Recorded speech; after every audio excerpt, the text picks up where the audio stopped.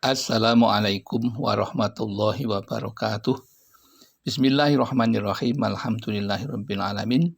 Wassalatu wassalamu ala asrofil anbiya'i wal mursalin sayyidina wa maulana Muhammadin wa ala alihi wa sahbihi ajmain, amma ba'd.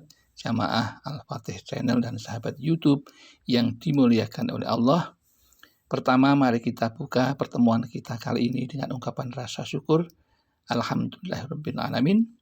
Sholawat dan salam semoga tercurah kehadiran baginda Rasulullah, Nabi yang kita cintai dan kita ikuti sunnah-sunnahnya. Selanjutnya izinkan kami untuk berbagi kepada saudara-saudaraku jamaah Al-Fatih yang senang dan sudah menjalankan sholat tahajud dengan rutin. Kali ini kami hadir dengan judul 6 kebiasaan penyebab sholat tahajud sia-sia. Ada yang sering dilakukan tanpa disadari. Menurut Imam Al-Ghazali, orang yang sering melakukan 6 kebiasaan di dalam hidupnya, ia digolongkan kepada orang yang hatinya sakit. Dan orang yang hatinya sakit karena membiasakan 6 hal ini, maka doanya akan tertolak, sholatnya juga akan menjadi sia-sia. Lantas apakah hal itu? Yang pertama yang sering tidak disadari adalah yang namanya ghibah atau menggunjing. Karena ghibah ini adalah dosa yang sangat besar. Bahkan disampaikan ghibah ini lebih berat dari perbuatan zina. Hal ini telah disampaikan oleh Rasulullah. Ghibah itu lebih berat dari zina. Seorang sahabat bertanya, bagaimana bisa? Rasulullah menjelaskan, seorang laki-laki yang berzina lalu bertobat kepada Allah, maka Allah langsung menerima tobatnya. Namun pelaku ghibah tidak akan diampuni sampai ia dimaafkan oleh orang yang dighibahnya. Hadis Imam At-Tirmidzi. Itu beratnya yang namanya ghibah.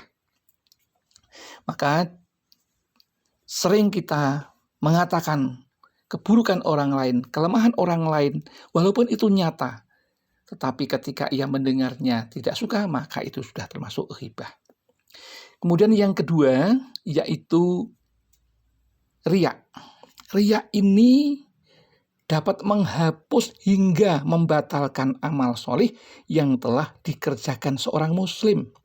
Sholat mereka dikatakan tidak akan diganjar pahala oleh Allah Subhanahu wa Ta'ala. Kemudian yang ketiga, yaitu hasad dan hasud. Meski seorang Muslim selalu menjalankan perintah Allah, pahalanya akan sirna begitu saja ketika melakukan iri dan dengki kepada saudaranya. Rasulullah bersabda, waspadalah terhadap hasad dan hasud atau iri dan dengki. Sesungguhnya sifat ini mengkikis pahala-pahala seperti api yang memakan api. Kemudian yang keempat, sifat ini yaitu takabur atau sombong. Sombong dapat masuk dan merusak amal solih dan menghalangi seseorang dari rahmat Allah. Sementara tahajud dalam rangka mengharap rahmat Allah.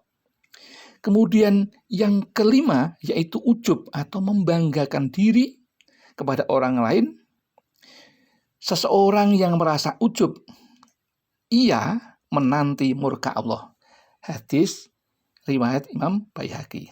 Akibatnya orang yang suka ujub membanggakan diri atas kebaikan-kebaikannya, atas ibadahnya, maka dapat menghapus amal soleh yang telah dilakukan, dapat mendatangkan kebencian dan murka Allah, dan dapat menjerumuskan seseorang ke dalam kesirikan, walaupun itu syirik kecil.